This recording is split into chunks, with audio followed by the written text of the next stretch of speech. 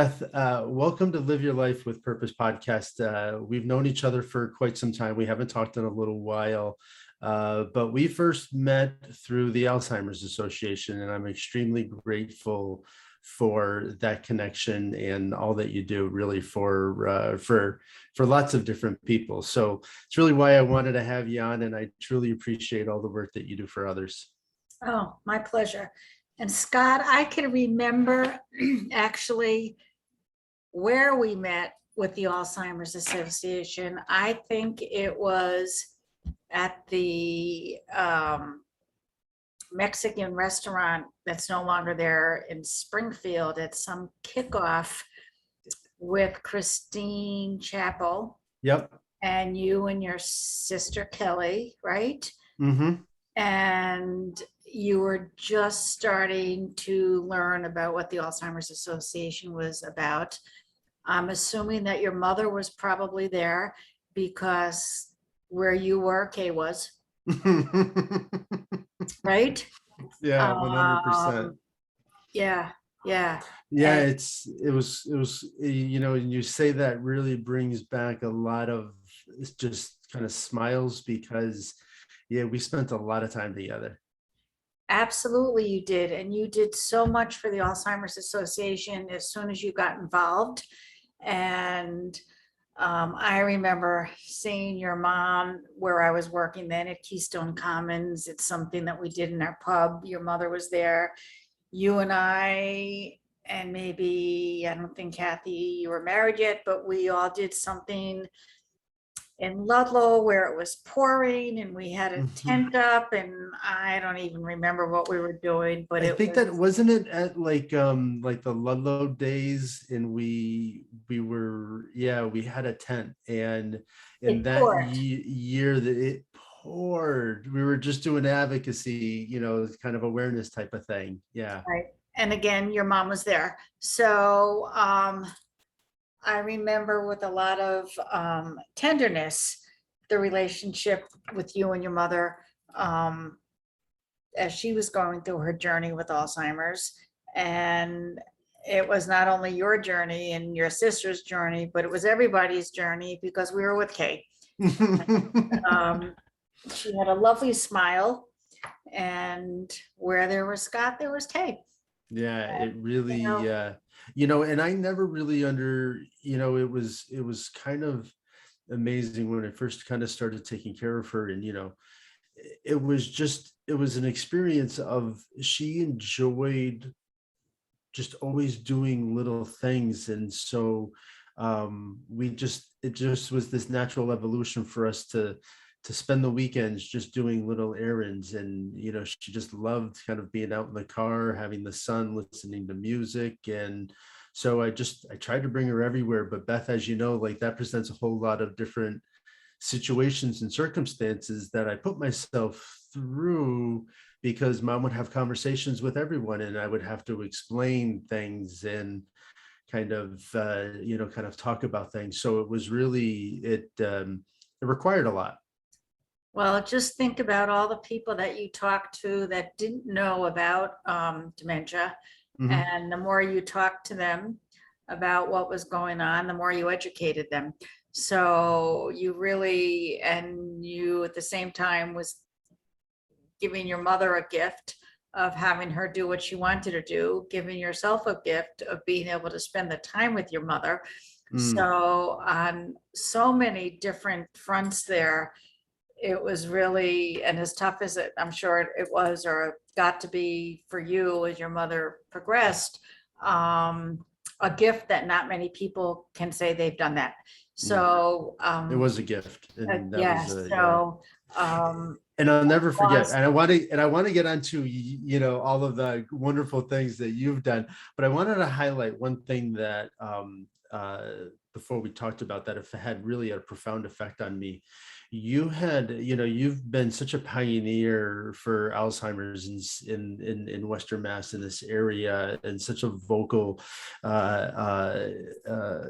person. It's been fantastic. And so for all of those who don't know and don't know all of the work that you do, thank you for all of it. But you put on this virtual experience that forever changed my life, because here I was caring for my mom and in such a capacity, but I was doing it through my lens, right? Because that's the only lens that I have. And most people don't get the opportunity to get perspective from somebody else. And so here I was going through this virtual event that I almost had a panic attack from, because as I was going through this event, I saw what my mother was doing and the actions that my mother had.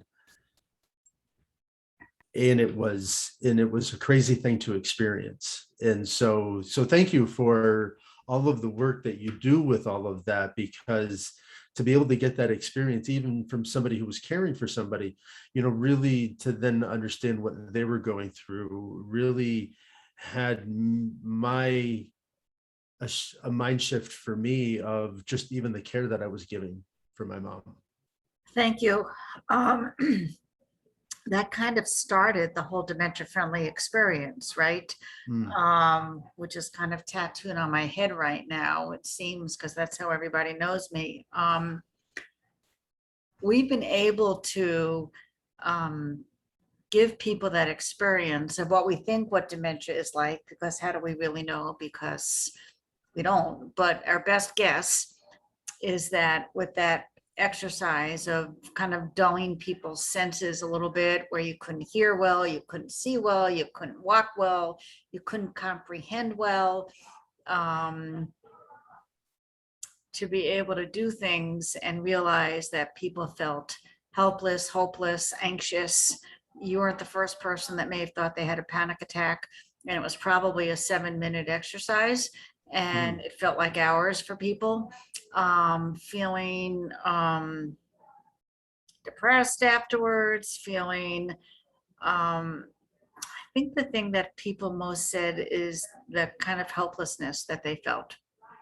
And, we did this with the whole entire West Springfield Fire, Westfield Fire Department, all the EMTs and their experience. And for them, they go into a lot of facilities, hospital, or whatever, but they also go into people's homes where somebody has dementia and maybe they're agitated. Anyway, 911 was called.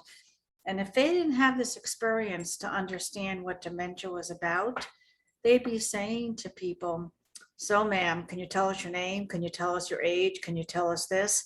Well, if they could tell you all that, they wouldn't be in the situation that they're in, even when they come into our building, right? But unless you have the tools and those things, you don't know what you don't know, right? That's it. And you really don't. And I think the biggest takeaway that people have gotten from going through this experience is learning about patience, because we live in a fast world. And I say this when I do training with new staff. When you ask somebody with dementia, let's say her daughter's picking her up and they're going to go out for lunch, Mrs. Smith, go get your pocketbook, go get your coat, come back here and we're going to meet and your daughter's going to pick you up. So it takes the normal, whatever that means, person with dementia, 90 seconds, which is a full minute and a half, to be able to process what you just said to them. I always feel like it's like talking when my son was a teenager, because he never listened to me. and he had ADD, so asking him a list of things, he never got beyond the first thing. And that's what it's like. So when you say, Mrs. Smith, go get your pocketbook, go get your coat, you've already moved on to talking to somebody else. And she's like, I have to get something. I have to get something. What do I have to get? Can't process all that information at once. So everybody always says, what I've learned is slow the clock down, slow it down.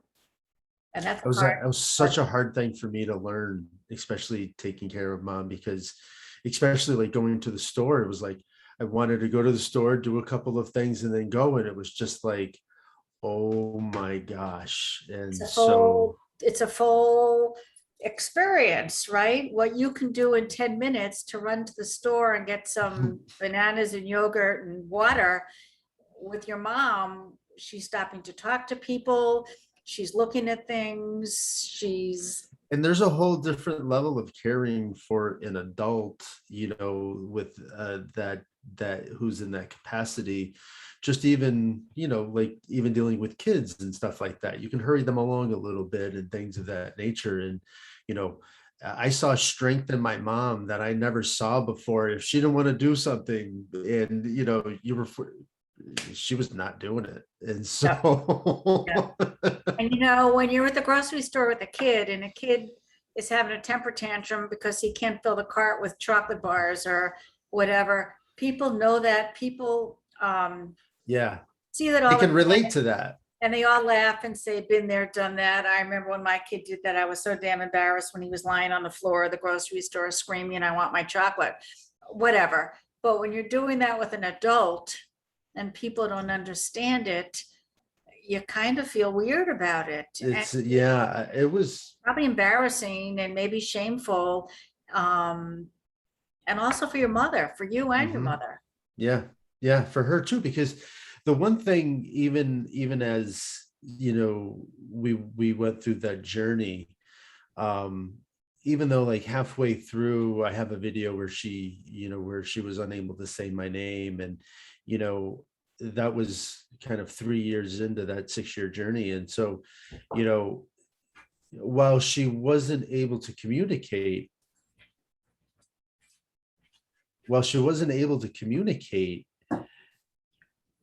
she was always able to kind of feel emotion. Like if I walked into her room, she smiled and kind of lit up. So she knew, she was able to have that sense. If I held her hand, she would squeeze back, and I think that I'm sure she's felt somewhat of that comfort. But just in that situation, I'm sure she felt that as well and would feel that. And so I know I did in the very beginning. If she started talking to somebody that she thought that she knew, I felt anxious and uncomfortable until I was just like, I got to a point where I didn't care anymore. I was just like, this is what the disease is, and I'm just going to tell you what's happening, and that's it. I'm not going to make any excuses for it, Right, nor should right. I. And why Really, should you apologize exactly. or whatever else? Absolutely. Yeah. And we know that emotion is the last thing to go. We have families that say, oh, today was a good day. My mother knew my name. And we say, why is that important that she knows your name? Yeah. She knows who you are. She knows that there is a deep connection. So she can't come up with your name, but she may not even know that you're the daughter, but she knows that there's something there. Yeah. And so I've had to say to families, don't quiz them. Are yeah. you having a better day because you know her name? Because she's embarrassed. Yeah. And it doesn't matter. It doesn't matter. Let that piece go. The important thing is that there's a connection. Yeah, I Right? remember I used to try to correct my mother on situations, and then I was like, why am I correcting her? Let me just redivert if something is going on versus like correcting anything. Like in the end of the game, it doesn't matter, nor is that going to relate anyway. So Right. But none of us knew that then. And there was this whole reality therapy going on. And, you have to let people, we have people today that live here that say they're 90. My mother's picking me up today. What are we going to say? What? How could your mother be picking you up? If you're 90, she'd be 115. And we know, oh my God, she's dead. I mean, obviously you don't say that. You say, you know what, she called and said to go ahead and do whatever group that we're doing right now. And she will let them, when she gets there, we'll make sure that you know. Yeah. And they go, okay. But it's interesting because you just have to live in their reality. And that's exactly, that's it. You just have to live in that And what reality. difference does it make if it's Thursday and not Tuesday? It doesn't matter. Yeah. It just doesn't matter, but it takes people, we're so quick to correct people Yeah. till they learn what's the important stuff. Mm-hmm. You know, the only time it matters if mom thinks it's June when it's really December is that she needs to wear a coat. Mm-hmm. You know, like you have to worry about safety. But other than that, It's not what, hurting anybody. what exactly? We had a resident who had dementia, and she was sure she was getting married again to one of our nurses' aides who is a male. And there was going to be a wedding, and I was going to be walking down the aisle with her son. And he and I don't know what she thought. Maybe she knew that we were both people that helped her. Mm. So Gary and I were going to be walking down the aisle together. And Gary would call me in the morning because you have to laugh sometimes. And he would say, Beth, did you get your dress yet? Oh, Gary, I'm trying to figure out what color to get. And she thought that after the wedding, they were going to have a big meal at Armbrook Village. So we set the table for 10 people, and we had people come sit down at her table. Yeah. And we made it whatever she wanted it to be. And That's fantastic, though. That really is such a unique way to really just kind of embrace all of it, right? Like, because, you know, Scott, you know, it's a no-win situation if you argue. Yes, it is. No, it isn't. Yes, it is. No, it isn't. You get frustrated. Is it worth arguing that it's Friday and not Wednesday?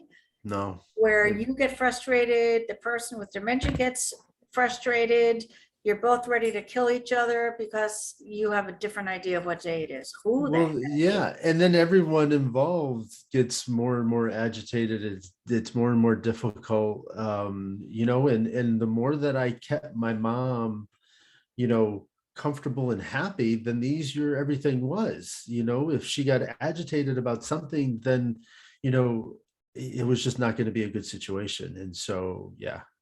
So you learned how to distract or redirect or whatever it is that you have to do. That's it.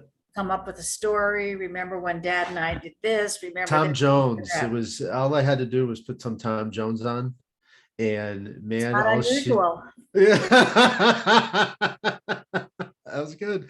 But all I had to do, and no matter what, she was up dancing and had a smile on her face. And so that was easy. And so, you know, one of the major things that I really wanted to talk to you about is that, you know, where does this kind of come from? You do so much for so many people, and, you know, just have this kind of service attitude that is truly unparalleled. And I know that, you know, recently you won the Woman of the Year for the Professional Women's Chamber, I believe. I know that you won the Jim Quinn Award with WNE for your service, and I'm sure there's other awards that I just don't know of. But where did all of that, I guess, kind of start for you? And I got one more. I got another one coming. I just found out about Healthcare Heroes, Community Healthcare Hero. Congratulations, Beth. You know, and truly, like, I mean, when I say this, that no one is more deserving of all of these accolades, because you really do a lot for so many people. To me, it's natural. You know, I grew up in a family of activists. And I grew up in a family. So when I was 3 years old, I was marching against Ban the Bomb with my mother. I'm from New York City originally, at the United Nations. At 3 years old, I didn't know what the hell Ban the Bomb meant. My mother handed me a sign and said, start walking. and I think that's when they were doing atomic bomb testing. And what was happening is that they were doing it in farmlands and stuff. And the fallout from the bombs, which was strontium 90, I remember this, the cows were eating, and it was, their milk ended up being poisonous to kids. And so there was this whole movement about stopping the testing. So my response to my mother at 3 years old was, what do you think I am, a nut? And I refused to do it. And she took me out for Chinese food instead. That was my first experience of being an activist, but really not doing anything. But I really did grow up in a family that was very active with what was going on in the world. And so I think it was just kind of ingrained to us that there are people less fortunate, there's whatever, and our job is to provide service in this world. And that's kind of what we do. Yeah. Um, and I've never, I'm a licensed social worker. I worked as a teacher. I've done some teaching on the college level. It's all about giving back. And maybe it's because I can't do anything else. I don't know how to change the oil in my car. I don't know how to do a lot of things, but I know how to give back people to people. Mm. I want the world to be a better place. I don't know what else to say about that. Yeah. That's just And you who, can just, however your part is, right? And you found this through, obviously with social work, and then through, kind of exploring your career. But I mean, it is all about helping others that, maybe aren't able to help themselves right now, right? it's also about, and this is really kind of a full 180 with you and I, Scott, because it's really about purpose. And I Mm. know yours is live your life with purpose. And I feel that everybody has purpose in this world. Yeah. Every, We all have a shining star, right? We all have something that is unique within inside of us that allows us to shine brightly. And it's just a matter of discovering that, developing that, and then giving that back to the world, because we're not supposed to hold on to it. We're really not. Like, we're not supposed to keep it, tight. We're supposed to help others. And, the one thing that I found with taking care of mom was that this was my journey, but I needed help along the way, right? Like, in the very beginning, I was not going to get involved in a relationship because taking care of mom was my only priority. it's a full-time And relationship. yeah, and so, my sister had her family, and I was, taking, and so we were, kind of doing this together. But then in the end, had I not met Kathy, I would not have been able to do the things that I did. I would not have been able to achieve those goals. And so that journey was really important for me to just understand a whole lot of stuff that kind of came out of it. And so, when I look at everything that happened with mom, there's nothing more than I have than gratitude for that whole experience, because of everything that happened along the way, even as devastating as it was, right? Um, Absolutely. but Absolutely. but it really is. It's all about giving back to other people, and understanding what is good for you, and then just following that. And, so maybe that's my purpose and that's my why, right? Um, but not only is it my purpose, I want everybody in the world to have a purpose. Mm, And I think of that with people with dementia. They're not forgotten souls in the world. They still have a purpose. Kids with disabilities everyone has a purpose. And that's what I feel like I give back in my work is yeah, we develop programs to make sure that that purpose is still there. yeah. Just because you can't do what other people can do doesn't mean you don't have a purpose. And everybody needs to feel that purpose in order to feel complete. Yeah, regardless of what we have going on, right? We all want that. We all want to feel that kind of purpose of getting up every day, because otherwise we wake up and it's just like, eh. And then, people would talk about, okay, well, people would retire, and then not have anything to do. Well, it's because, you ended that one journey. And if you don't have anything else to then, kind of go on to, then it's, now what? And you're a shining example of this, because I love, all of the stuff that gives you purpose outside of work. I see you kayaking and dragon boat racing and doing all of these other, kind of fun things that obviously truly bring a lot of enjoyment to your life, right? So that's all about balance, right? Balance, balance, balance. And like you, Scott, your CrossFit, your paddleboarding, your yoga, whatever you're doing. It is about balance. And Yeah, I gotta tell you, I'm scared to death to retire, and I think that's probably why I'm still working. I'm almost I'll be 70 in a couple months. Stop it. No And way. yeah, Really? yeah. And I'm the last one out of all my friends. Every one of my close friends are retired. All my college friends are retired. I'm the Mm, last one standing. And people say, you know, when you know, and I don't know. So I'm still working and I get so much enjoyment out of working. And yes, I have a lot of things like my kayaking, though that's not a full-time sport because we have winter in New England and I yeah. haven't mastered ice kayaking yet. Um, Is there such a thing? well, I've gone out when it's been pretty darn cold, let me tell you. Just have to have the right clothes, but so yes, I think work-life balance and play is so important for all of us to take care of ourselves for sure.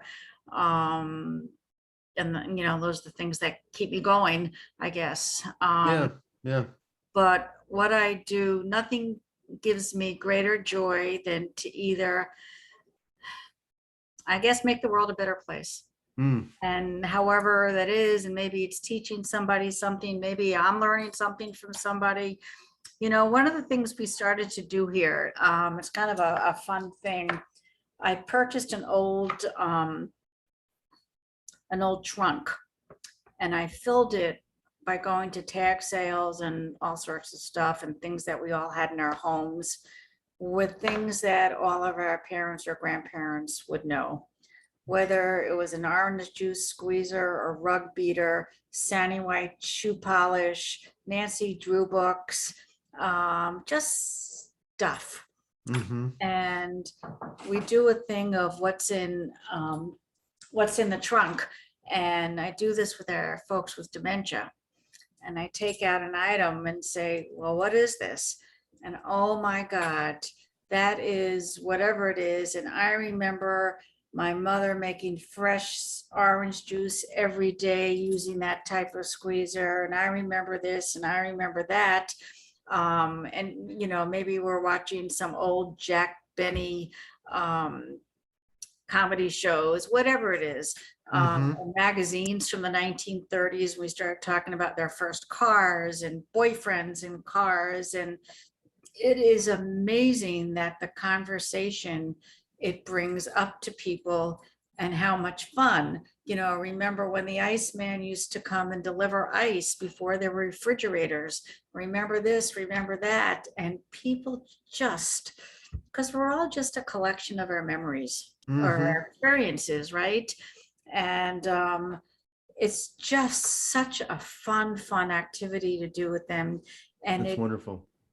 one of the things that happens is they start having conversations without forgetting because it's old stuff. So the long-term memory stuff is still there.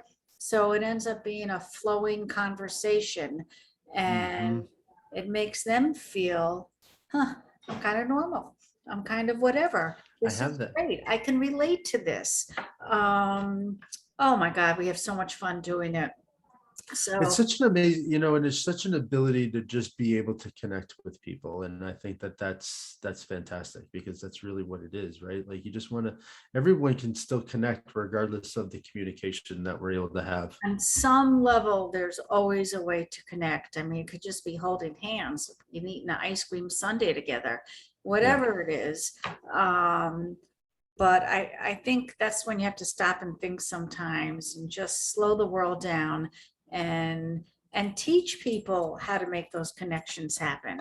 Because it's Hmm. not, if I'm the only one that's doing it, I'm not doing any good. I need to, you know, I want to share this with other people so they can do the same thing. And I want them to share with me so they can show me new things about how to do certain things or whatever. So, yeah, I think that's kind of It's amazing work. have fun. Think Yeah. fun. And you know, I think we forget about that. We get so caught up in the seriousness of everything. And sometimes we're just having fun. Remember dancing the It, twist with sh- Chubby Checkers? I it mean, should, always be fun. it should always be fun. Right. And even if it starts out not fun, it can become fun. There's always Mhm. this little kernel of something that you get out of it. Well, just to make it enjoyable, because regardless of a bad situation, right? Like we're always going to be faced with some of that. Like that's never going to go away. That's never going to not be the case for any one of us. Right. That's just, it's Pollyannish. It's not going to happen. And so, you know, how do you still handle all of that and have some fun in the meantime? Because otherwise you'll always be miserable. And that's just not a way to live. Right. The one thing that I've wanted to ask you, you've had an amazing career. And when you look back on that career, what do you think is maybe the one or two things that you maybe are most proud of? God. Oh, I know. That's a tough one, but you know, You know, I, it's not, I don't, well, it's, I was gonna say in some ways it's not tough because I don't think I think in those terms. I still think of me as some little schmeal down this, what do I know? And I say that to people all the time, what do I know? I don't know anything. but So, are you proud of what you've been able to, I guess, kind of accomplish, like running, you know, these centers and being able to, you know, give a wonderful experience back to people? Maybe you know, I don't, but I mean, there's always something that when you think about it has to give you some sort of joy, has to give you some sort of like, yeah, I did that. well, I'll tell you one of the things that I think about. Before I started working with people with dementia, my background was in working with people with traumatic brain injury Hmm. and young people that were in car accidents and stuff. And this is when I worked at Hartford Easter Seals. And obviously, the brain fascinates me. I was working with young kids that had the same teenagers, not any that different from people with dementia. Sure. Car accidents, short-term memory problems, same type, executive functioning and all that. And I think that everybody thought that was the end of their world. They had this awful thing that happened. They were in a coma. They'll never be able to do anything. They'll be on Social Security disability for the rest of their life. And I fought the state of Connecticut and I said, whoa, whoa, whoa, wait a minute. Why can't they work? What's stopping them from working? And they're like, well, they can't work. They have a head injury. It doesn't mean you can't learn anything. Mm. And I can apply that still with people with dementia too. And the state of Connecticut started a whole supported employment program for people with traumatic brain injury. No kidding. That's And fantastic, Beth. that was because it goes back to having a purpose and the idea of, and I don't think I knew that phraseology then. It was just Hmm. something I thought was the right thing to do. But that's really what it was about. Why can't they work? Yeah, well, maybe they can't do what they used to do, but maybe they can do this. And so I was a certified vocational guidance counselor, and that's what I did at Easter Seals, trying to help people find employment, working with employers, and trying to figure out what they can do. And that was that was a big deal because that was the state of Connecticut, and Right? Like, and how long did it take you to then, you know, I guess kind of start that process and then have it be adopted that this was. well, I started working with the state, I forget, here it's called Mass Rehab Commission. In Connecticut, it was Connecticut Vocational Services, maybe CVS. I can't even remember. It was so long ago. Yeah. But I started working with these different counselors in the different Greater Hartford area, and they had supported employment for people with um, educational, intellectual disabilities. And they had it with other populations, but nobody ever considered it Mm. for people with brain injuries. That was at the dead, they're on a dead end road. And I said, let's try this. Let's just try this. So we found some job sites and tried it and it worked. Get people out of sheltered workshops, get people into something that's a little bit more meaningful. Yeah. So I And had a that's it. And everyone wants meaning. Everyone wants to feel validated through something that they do, right? Like that's, say, whether it's through work or play, yeah. anything, or whether you're a good cook or whatever. or whether you're helping old ladies cross the street, whatever it is, It doesn't matter. it Yeah. doesn't matter. It just gives you something back about, I did good. I have a purpose. Yeah. Yeah. That's fantastic. Well, Beth, yeah, you are again a shining star. You give so much purpose and energy to people and comfort. I can't thank you enough for all that you do for other people. And when I knew that I wanted to do this podcast, you were at the top of my list. I know it's taken us a little longer to get together, but you were certainly at the top of my list of individuals that I wanted to talk to because you do so much for other people. And so thank you for all of that. Thank you, Scott. I really appreciate it. And that goes right back at you too. Because that's what we're all about. Excellent.